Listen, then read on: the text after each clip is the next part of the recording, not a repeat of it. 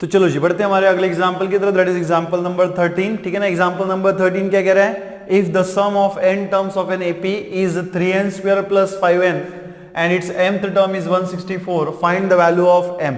हाँ भाई ठीक है ना।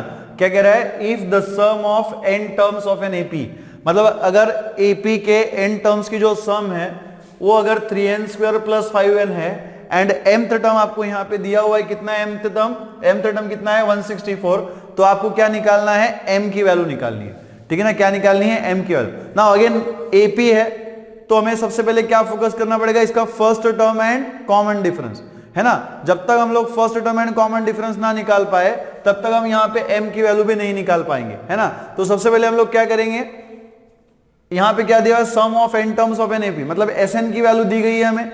Sn कितना है, 3n स्क्वायर प्लस 5n, तो Sn के ऊपर से हम इसकी टर्म्स निकाल सकते हैं, है ना। AP की हम लोग क्या कर सकते हैं, टर्म्स निकाल सकते हैं। तो Sn के ऊपर से हम क्या करेंगे, AP की टर्म्स निकालेंगे, और AP की अगर आपको टर्म्स मिल गई तो उसका आप कॉमन डिफरेंस जो है वो इजीली निकाल सकते हो। ठीक है, और अगर हमें first term and common difference मिल गया तो फिर हमें m की वैल्यू निकालने से कोई नहीं रख सकता। ठीक है ना।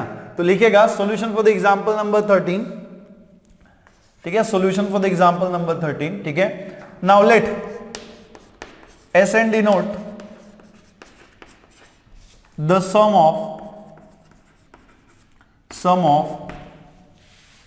n terms, sum of n terms of AP, है ना, sum of n terms of AP। Let Sn denote the sum of n terms of AP। ठीक है, तो Sn is equals to given, है ना, गिवन Sn जो है वो आपको यहां पे दिया हुआ बेटा कितना है, 3n स्क्वायर प्लस 5n, है ना। कितना है यहाँ पे, 3n स्क्वायर प्लस 5n, है ना। नाउ यहाँ पे देखो, अगर मैं n की जगह पे 1 पुट करता हूं, है ना, put n is equals to 1, तो अगर हम n की जगह पे 1 पुट करेंगे तो हमें क्या मिलेगा, S1 इज इक्वल्स टू कितना हो जाएगा, 3 इंटू 1 स्क्वायर प्लस कितना होना चाहिए, 5 इंटू 1, और इसी को अगर आप सॉल्व करेंगे तो 3 इंटू 1 स्क्वायर कितना हो जाएगा, 1 का स्क्वायर कितना होता है 1, 1 इंटू 3 इज 3, 5 इंटू 1 तो आपको कितना मिलेगा, 8 मिलेगा, है ना। और S1 का मतलब क्या है, S1 का मतलब क्या, इट इज अ सम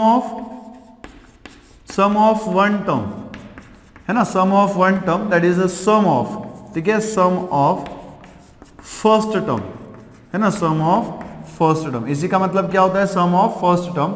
और सम फर्स्ट टर्म जो है उसको हम बेटा किससे डिनोट करते हैं, A1 से डिनोट करते हैं। तो इसी का मतलब क्या हो गया, S1 is equals to A1 is equals to what, 8।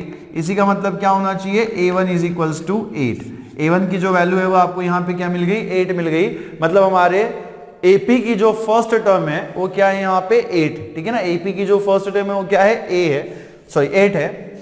Now put n is equals to 1, है ना, ज्यादा टर्म्स आपको निकालने की जरूरत नहीं है, n इज इक्वल्स टू 2, ज्यादा टर्म्स हमें निकालने की जरूरत नहीं है, 2 टर्म्स भी हमने निकाल ली, तो फर्स्ट टर्म तो हमें मिल गया, देन उसके बाद हमें कॉमन डिफरेंस भी मिल जाएगा अगर हमने सेकंड टर्म निकाल ली।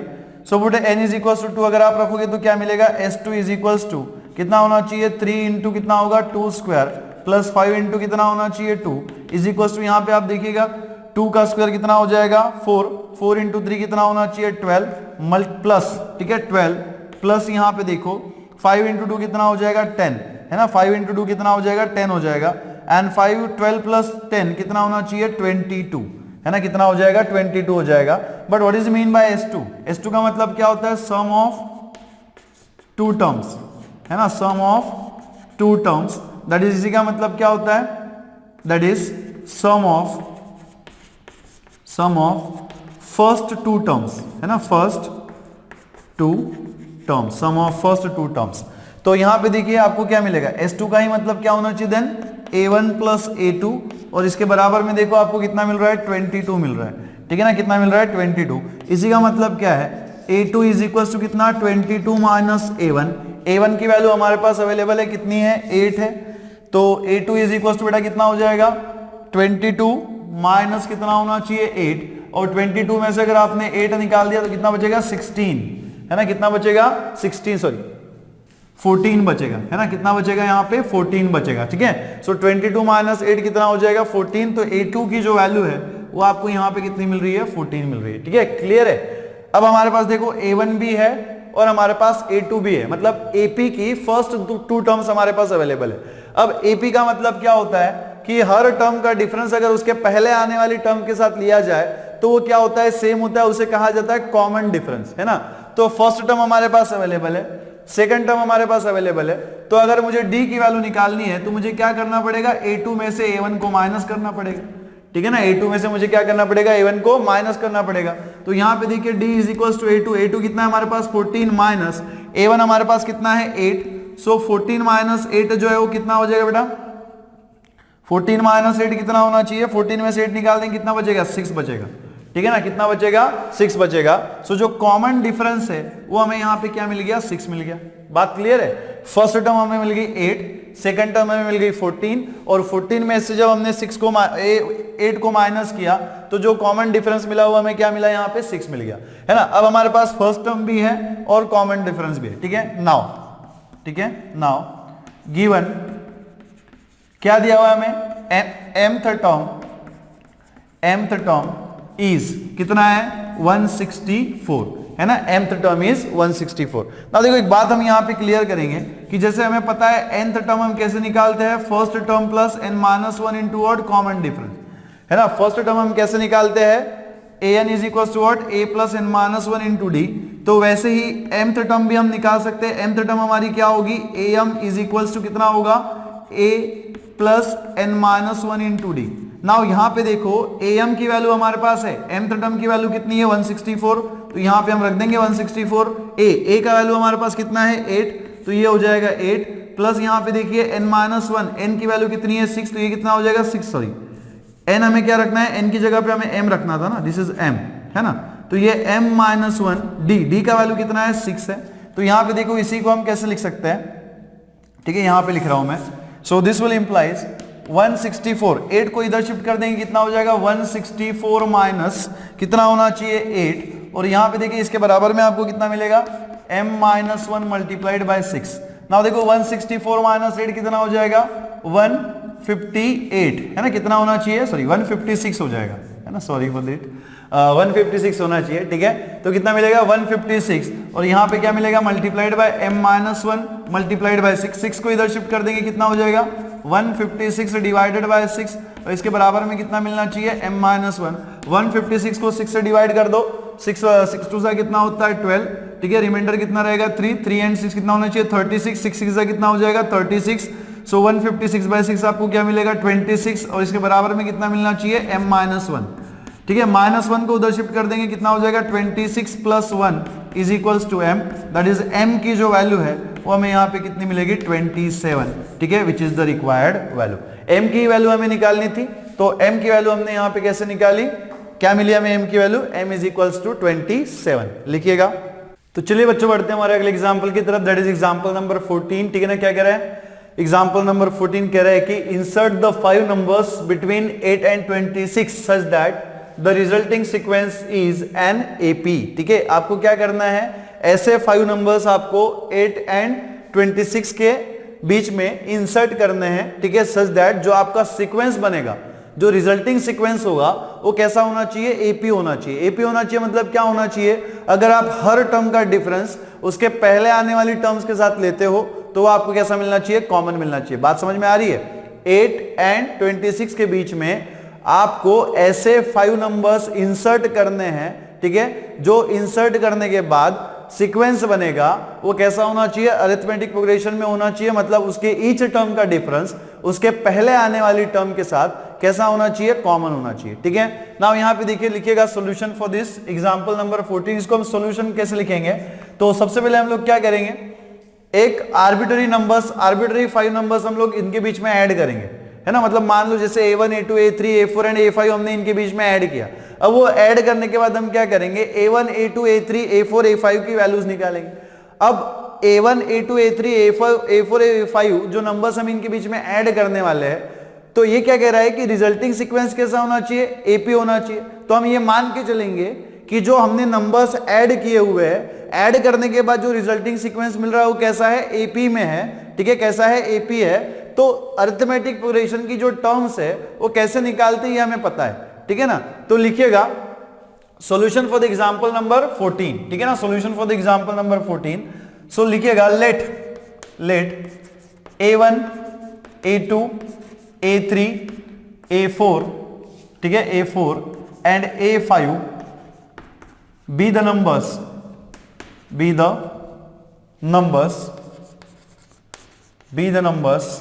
inserted, ठीक है, be the numbers inserted, ठीक है ना, inserted between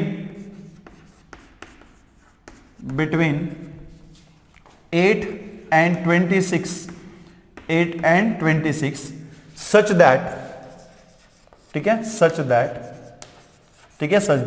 देखो अगर 8 and 26 के बीच में अगर हमने ये 5 नंबर्स को ऐड किया तो सीक्वेंस कैसा बनेगा, 8 A1, A2, A3, A4, A5, A6 R, 26 है ना, 26 R in AP है ना, किसमें होंगे ये, R in AP। नाउ अगर ये अरिथमेटिक प्रोग्रेशन में है तो ऑब्वियस सी बात है ये जो 8 है वो मेरा क्या हो जाएगा, फर्स्ट टर्म हो जाएगा।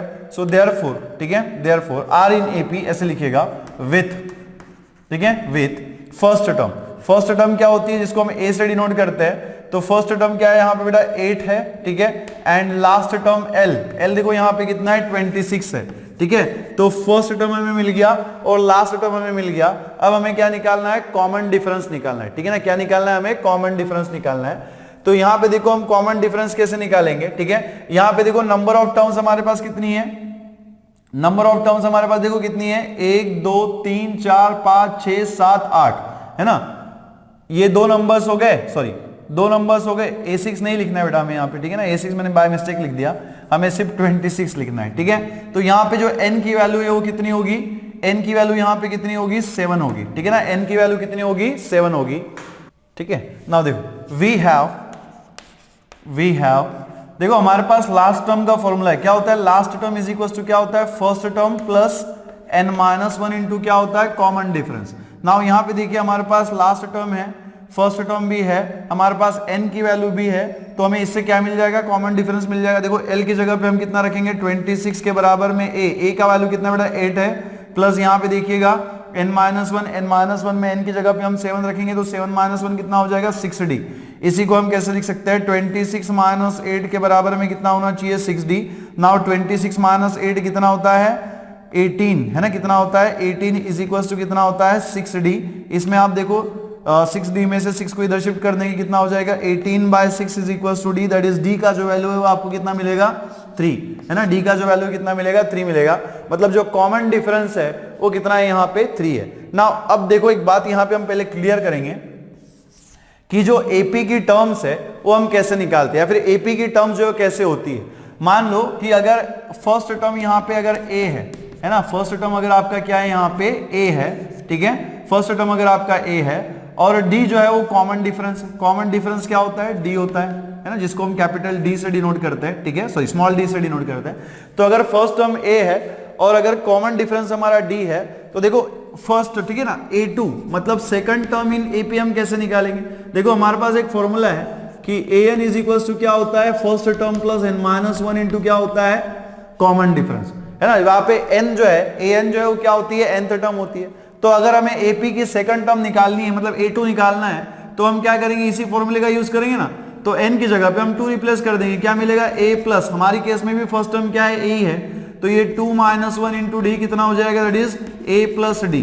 मतलब जो A2 है वो कितना है, A प्लस d है। सेकंड टर्म इन AP किससे लिखा जाता है, A प्लस d से लिखा जाता है। उसके बाद देखिए अगर मुझे थर्ड टर्म निकालनी है, दैट इज A3 अगर मुझे निकालना है, तो मैं क्या करूंगा, इसी फॉर्मूले में n की जगह पे क्या रखूंगा, 3 रखूंगा, तो क्या मिलेगा, A प्लस है ना n-1 मतलब कितना होना चाहिए, 3-1 कितना हो जाएगा, 2d। तो A प्लस 2d मिलेगा। थर्ड टर्म जो है हमारा क्या होगा, A प्लस 2d होगा। सिमिलरली अगर हम फोर्थ टर्म निकालेंगे तो देखो हमें क्या मिलेगा, फोर्थ टर्म अगर हम निकालते हैं तो n की जगह पे हम 4 रखेंगे, क्या मिलेगा, A प्लस 3d। वैसे ही अगर हम फिफ्थ टर्म निकालते हैं तो हमें क्या मिलेगा, यहाँ पे A प्लस 4d। कहने का मतलब क्या है कि AP की जो फर्स्ट टर्म होती है वो क्या होती है, A होती है, सेकंड टर्म क्या होती है, A plus d sorry, and third term क्या होती है, A प्लस 2d, और फोर्थ टर्म क्या होती है, A plus 3d, fifth term क्या होती है, A प्लस 4d। तो बाकी की जो टर्म्स है आप अज्यूम कर सकते हो, ठीक है। तो सिक्स्थ टर्म क्या होगी, A प्लस 5d है ना, देन सेवंथ टर्म क्या होगी, A plus 6d, eighth term क्या होगी हमारी a+7d होगी, ठीक है। तो इसी का यूज करके हम क्या करेंगे, यहाँ पे a1 a2 a3 a4 and a5 की वैल्यू निकालेंगे। देखो यहाँ पे दिस इज अ AP, ठीक है, और कितने टर्म्स का अरिथमेटिक प्रोग्रेशन है, ये 7 टर्म्स का अरिथमेटिक प्रोग्रेशन है। तो ये आपका फर्स्ट टर्म है ना, ये क्या है आपका फर्स्ट टर्म है, और ये क्या है हमारा लास्ट टर्म है। तो देखो अगर ये फर्स्ट टर्म है तो ये a2 हो जाएगा, मतलब सेकंड टर्म हो जाएगा, ये हो जाएगा a3 मतलब थर्ड हो जाएगा, ये हो जाएगा a4 मतलब कितना होना चाहिए, फोर्थ टर्म हो जाएगा, ये हो जाएगा हमारा a5 और ये क्या होना चाहिए हमारा a6। मतलब ठीक है a1 a2 a3 a4 and a5 AP की कौन सी टर्म से, a2 a3 a4 a5 and a6, मतलब second third fourth fifth and sixth term से, ठीक है। तो अगर हमें a1 निकालना है तो देखिएगा a1 इज इक्वल्स टू, है ना, a1 is equals to, a1 क्या है हमारी सेकंड टर्म है, मतलब a2 है ना। सो a1 इज इक्वल्स टू कितना हो जाएगा a2, और a2 का वैल्यू हम कैसे निकालते हैं a+d, कैसे निकालते हैं a+d। अब यहां पे देखिए कि जो हमारी फर्स्ट टर्म है वो कितनी है 8 है, प्लस जो हमने कॉमन डिफरेंस निकाला वो कितना है 3 है। तो यहाँ पे 8 + 3 आपको कितना मिल जाएगा 11 मिल जाएगा, ठीक है ना, कितना मिल जाएगा 11। नाउ यहाँ पे देखो a2 जो है वो अरिथमेटिक प्रोग्रेशन की कौन सी टर्म है, थर्ड टर्म है। तो a2 को हम क्या लिख सकते हैं a3 लिख सकते हैं, और AP की जो थर्ड टर्म है हम कैसे निकालते हैं a+2d का यूज करके निकालते हैं। ना यहाँ पे देखिए a जो है वो 8 है, प्लस 2 × d, d कितना है हमारा 3, सो 2 × 6 कितना, 2 × 3 कितना हो जाएगा 6, एंड 6 + 8 है ना, 6 + 8 हमें कितना मिल जाएगा 14 मिल जाएगा, ठीक है, कितना मिल जाएगा 14 मिल जाएगा। वैसे ही यहाँ पे देखो अगर हम a3 निकाले, है ना, a3 निकाले तो यहाँ पे देखिएगा a3 अगर आप निकालते हो तो a3 हमारी क्या है, AP की कौन सी पोजीशन है, AP की सॉरी कौन सी टर्म है, AP की फोर्थ टर्म है। तो a3 को हम क्या लिख सकते हैं यहाँ पे a4 लिख सकते हैं, और इसके बराबर में देखिएगा AP की फोर्थ टर्म निकालने का फॉर्मूला क्या है a+3d, है ना, क्या है a+3d। तो a+3d में a जो है वो 8 है, प्लस 3 × d, d का वैल्यू कितना है 3 है, सो 3 × 3 कितना हो जाएगा 9, 9 + 8 कितना होना चाहिए 17, है ना, 9 + 8 कितना हो जाएगा 17 हो जाएगा। उसके बाद यहाँ पे देखिएगा a4 हमारी कौन सी टर्म है, AP की फिफ्थ टर्म है। तो यहाँ पे a4 को हम क्या लिख सकते हैं a5, और इसके बराबर में देखो a5, AP की a5 टर्म हम कैसे निकालेंगे a+4d, इसके बराबर में कितना आना चाहिए 8 + 4 × 3, बेटा 4 × 3 कितना हो जाएगा 12, एंड 12 + 8 कितना होना चाहिए 20, कितना हो जाएगा 20 हो जाएगा। उसके बाद देखो a5 अगर हम निकाले, है ना, a5 अगर हम निकालेंगे तो आप देख सकते हो कि ये जो a5 है वो क्या है सिक्स्थ टर्म है, किसकी सिक्स्थ टर्म है AP की, जो AP हमें दिया हुआ था उसकी सिक्स्थ टर्म है। तो a5 को हम क्या लिख सकते हैं यहाँ पे, it is sixth term, that is a6, and a6 को अगर हमें निकालना है इन AP तो उसका फॉर्मूला क्या हो जाएगा, हम अज्यूम कर सकते हैं a5 का क्या है a+4d है, तो a6 का क्या होना चाहिए a+5d। तो देखो a जो है फर्स्ट टर्म, इसका वैल्यू हमारे पास कितना है 8 + 5 × d, d क्या है हमारा कॉमन डिफरेंस कितना है 3, सो यहाँ पे देखिएगा 3, नाउ 5 × 3 कितना हो जाएगा 15, एंड 15 + 8 कितना होना चाहिए 23, तो आपको यहाँ पे कितना मिलेगा 23 मिलेगा। अब आप यहाँ पे देखिएगा कि 8 एंड 26 के बीच में हमने कौन कौन से नंबर्स जो है इंसर्ट किए थे, a1 a2 a3 a4 and a5, और हमने क्वेश्चन ने हमसे क्या कहा था कि आपको ऐसे नंबर्स इंसर्ट करने हैं, ठीक है, आपको ऐसे नंबर्स इंसर्ट करने हैं जिसको इंसर्ट करने के बाद जो रिजल्टिंग सीक्वेंस मिलेगा वो कैसा होना चाहिए AP में होना चाहिए, मतलब उसके हर टर्म का डिफरेंस उसके पहले आने वाली टर्म के साथ लिया जाए तो वो कैसा मिलना चाहिए, आपको कॉमन मिलना चाहिए। नाउ यहाँ पे देखो फर्स्ट टर्म हमारी 8 है, लास्ट टर्म हमारी 26 है, और इसके बीच में हम ये 5 नंबर्स इंसर्ट करेंगे। अब देखो हमारा AP बनेगा या नहीं बनेगा, देयरफॉर, ठीक है, देयरफॉर नंबर्स इंसर्टेड, ठीक है, इंसर्टेड बिटवीन, ठीक है, बिटवीन 8 एंड 26 आर, कौन से नंबर्स होने चाहिए 11 14, ठीक है, 14 17 20 एंड 23, सो दैट ठीक है 8 11 14 17 20 23 एंड 26 आर इन AP। अब आप चेक कर लो ये AP में है या नहीं है, ठीक है। देखो जो नंबर्स हमने इंसर्ट किए हुए 8 एंड 26 के बीच में जो 5 नंबर्स हमने ऐड किए हुए, क्या इसको ऐड करने, इंसर्ट करना, नॉट एडिंग, ठीक है, इंसर्ट करने के बाद क्या ये सीक्वेंस जो हमें मिल रहा है वो AP में है। देखो यहाँ पे फर्स्ट टर्म 8 है, सेकंड टर्म क्या 11, 11 का डिफरेंस अगर आप 8 के साथ लो तो कितना मिलेगा 3 मिलेगा। वैसे ही अगर 14 का डिफरेंस आप 11 के साथ लो तो 3 मिलेगा।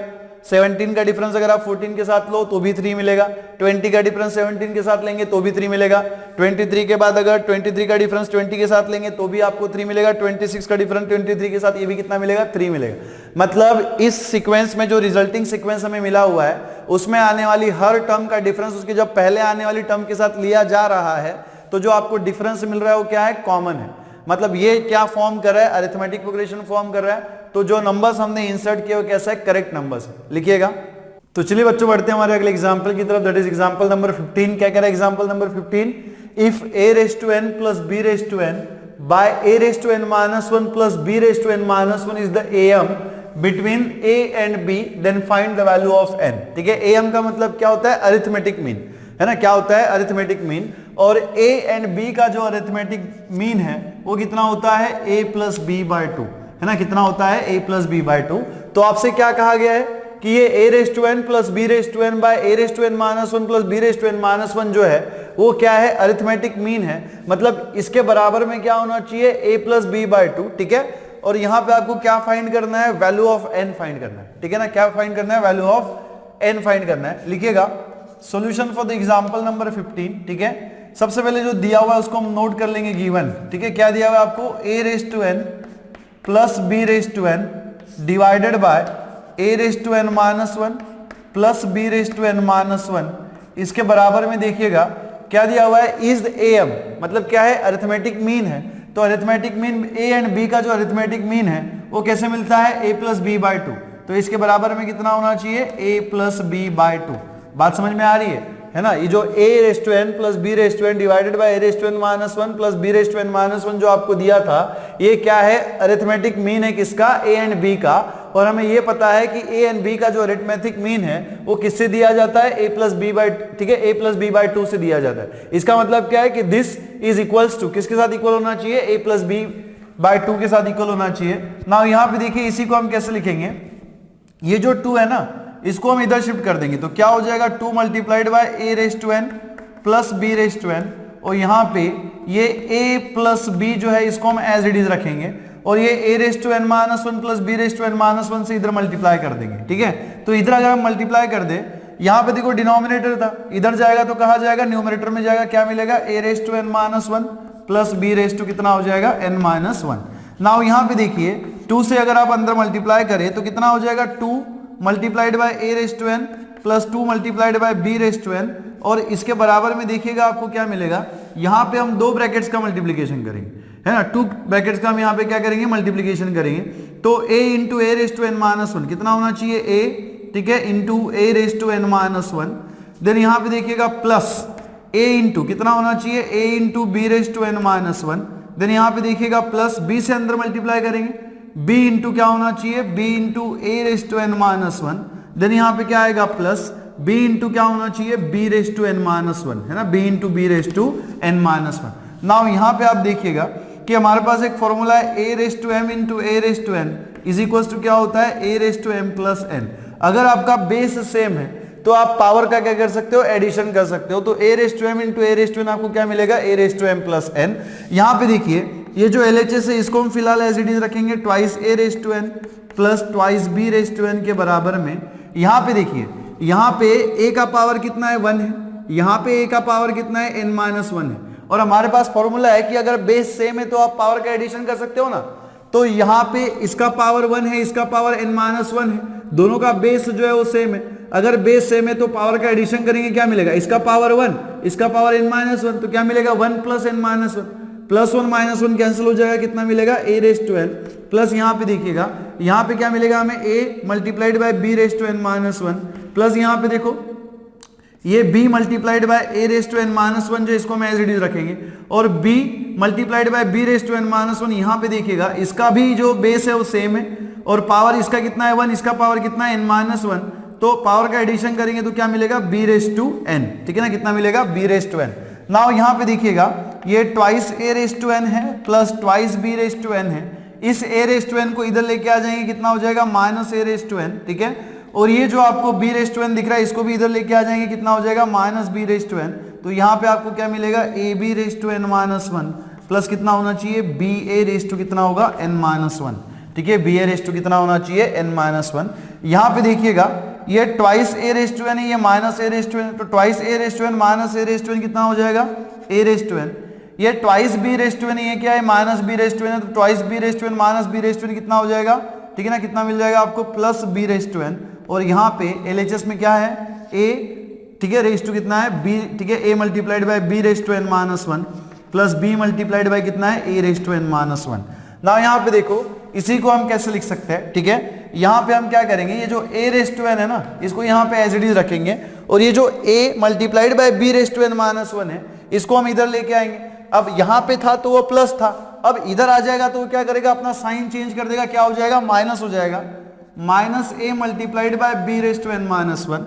अब यहाँ पे देखो यहाँ पे क्या है b रेस टू n है, ठीक है, और ये वाली जो टर्म है b into a raise to n minus one इसको इधर लेके जाएंगे तो ये कितना हो जाएगा माइनस b रेस टू कितना होना चाहिए a raise to n minus one और इसके बराबर में कितना हो जाएगा 0 हो जाएगा।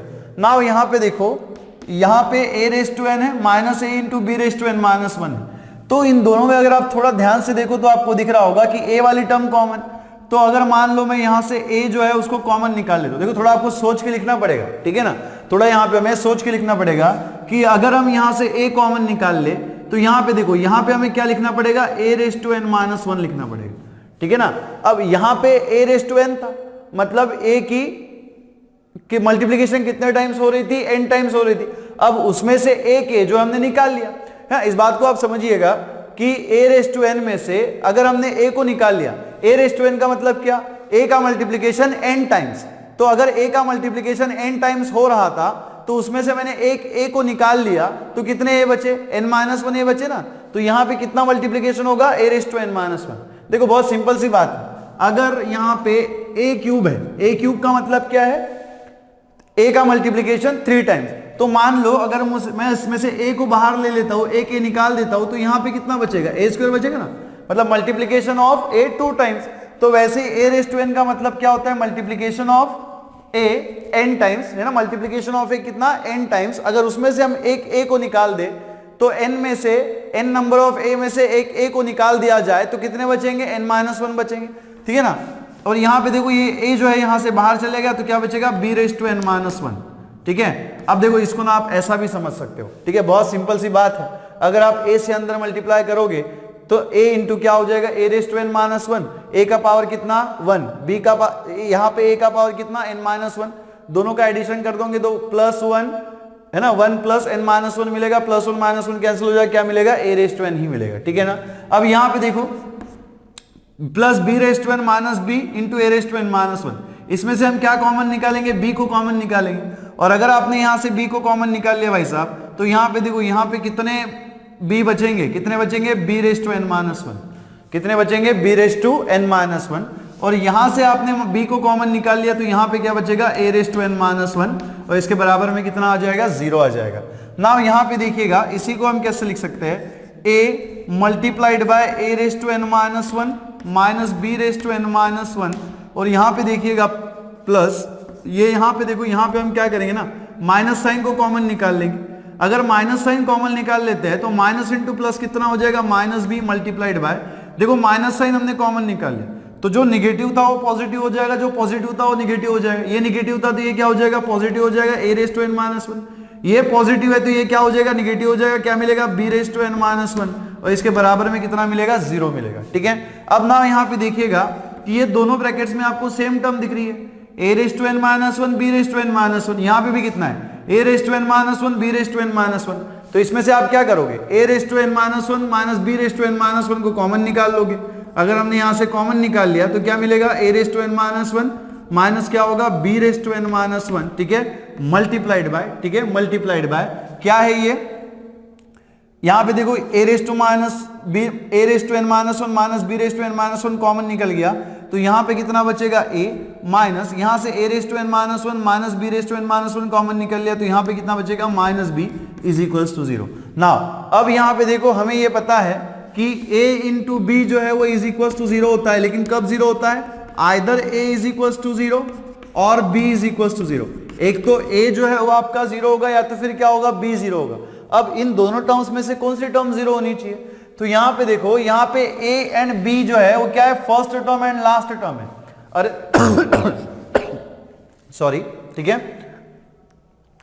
यहां पे a एंड b जो है वो क्या है, अरिथमेटिक, ठीक है, क्या है, a एंड b क्या है यहां पे, last term and first term है किसकी, AP की। और अगर आप दो टर्म्स का डिफरेंस लेते हो तो वो AP में 0 नहीं आता है ना, AP में डिफरेंस, दो टर्म्स का डिफरेंस कभी भी 0 नहीं आता। इसका मतलब क्या है कि ये a माइनस बी जो है वो कैसा होना चाहिए, नॉट इक्वल टू 0 होना चाहिए। क्यों? क्योंकि a एंड b जो है वो AP की टर्म्स है और AP की टर्म्स का अगर डिफरेंस लिया जाए तो वहां पे कभी 0 नहीं आएगा। तो इसका मतलब क्या होना चाहिए, a माइनस बी जो है वो कैसा होगा, नॉट इक्वल टू 0। हेयर हम ऐसा नोट कर लेंगे, here a minus b is not equal to 0। और अगर a minus b not equal to 0 है, इसका मतलब कौन सा टर्म 0 होगा, a raise to n minus 1 minus b raise to n minus 1 is equal to 0। बात समझ में आ रही है? हमने क्या कहा कि a into b is equal to 0 होता है कब, either a is equal to 0 और b इज इक्वल टू 0। मतलब दो टर्म्स का जो प्रोडक्ट है वो 0 होता है जब उसमें से कोई एक टर्म जो है वो 0। तो हमें यह पता चल गया कि a माइनस बी यहां पे 0 नहीं हो सकता, लेकिन इसका प्रोडक्ट जो है वो आपको क्या मिल रहा है, 0 मिल रहा है। तो अगर ये 0 नहीं हो सकता तो 0 क्या होना चाहिए, कौन सी टर्म 0 होनी चाहिए, ये वाली टर्म 0 होनी चाहिए। तो हमने यहाँ पे नोट कर दिया, a raise to n minus 1 minus b raise to n minus 1 is equal to 0। देखो हम करना क्या चाहते हैं, हम n की वैल्यू निकालना चाहते हैं, ठीक है ना। तो यहाँ पे देखिएगा, ये a raise to n minus 1 है जो आपका एज इट इज है, minus b raise to n minus 1 को उधर शिफ्ट कर दो, क्या हो जाएगा, b raise to n minus 1। Now देखिएगा इसी को आप कैसे लिख सकते हो, a raise to n minus 1 divided by b raise to n minus 1, और इसके बराबर में कितना मिलेगा, 1 मिलेगा। यहाँ पे देखो दोनों का जो पावर है, यहाँ पे मैं लिख रहा हूँ, ठीक है, दोनों का जो पावर है इसको कंबाइन कर लेंगे तो क्या मिलेगा, a b रेज टू कितना होना चाहिए, n माइनस 1, और यहाँ पे देखिएगा 1, ये जो 1 है ना, 1 को हम क्या लिख सकते हैं, a by B raise to 0 लिख सकते हैं क्या ऐसा, a by B raise to 0 जो है, देखो किसी का भी अगर आप पावर 0 लोगे तो आपको क्या मिलेगा, 1 ही मिलेगा। अब a बाई बी ही क्यों लिया, क्योंकि यहाँ पे भी a बाई बी था, इसलिए मैंने यहाँ पे भी क्या लिया, a बाई बी लिया। हम किस में इंटरेस्टेड है, हम n की वैल्यू में इंटरेस्टेड है। अब आपको कहानी समझ में आ गई होगी, हम क्या करेंगे, अभी पावर का कंपैरिजन करेंगे, है ना, बेस सेम है और बेस सेम है तो हम पावर का कंपैरिजन कर सकते हैं। तो यहाँ पे देखिए दिस विल इंप्लाइज, ठीक है, दिस विल इंप्लाइज, आप चाहे तो ऐसा साइड में नोट कर लेना, since a by B raise to क्या होता है, 0 इज इक्वल टू कितना होता है, 1 होता है। तो यहाँ पे देखो दोनों का बेस सेम है, पावर, तो अगर बेस सेम है तो पावर भी क्या होना चाहिए, इक्वल होना चाहिए। This will implies n minus 1 is equal to कितना हो जाएगा, 0। एंड अगर n minus 1 is equal to 0 है तो n का जो वैल्यू है वो कितना होना चाहिए, 1 होना चाहिए। यही हमें निकालना था, ठीक है। तो कहानी समझ में आ गई, लिखिएगा।